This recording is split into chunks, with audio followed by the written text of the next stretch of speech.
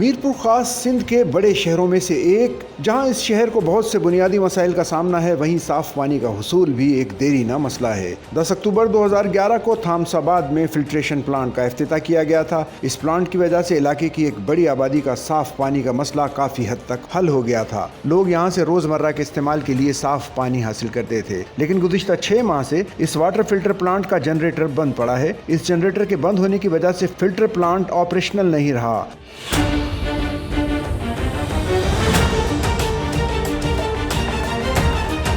اور یہاں سے صاف پانی دستیاب نہیں ہے۔ اس صورتحال کی وجہ سے لوگوں کو شدید مشکلات کا سامنا ہے۔ دوسری جانب علاقے میں فلٹر پانی فراہم کرنے والوں کی چاندی ہو گئی ہے اور وہ من مانی قیمتوں پر بوتلوں میں بند فلٹر پانی بیچ رہے ہیں۔ علاقہ مکینوں نے اپیل کی ہے کہ فوری طور پر فلٹر پلانٹ کے جنریٹر کو ٹھیک کروایا جائے تاکہ علاقے کو صاف پانی کی فراہمی ممکن ہو سکے۔ سچل نیوز نیٹ ورک کی ویڈیوز میں خوش آمدید۔ ناظرین، ویڈیو سے متعلق اپنی قیمتی رائے کا اظہار کمنٹ باکس میں ضرور کریں اور چینل کو سبسکرائب کریں۔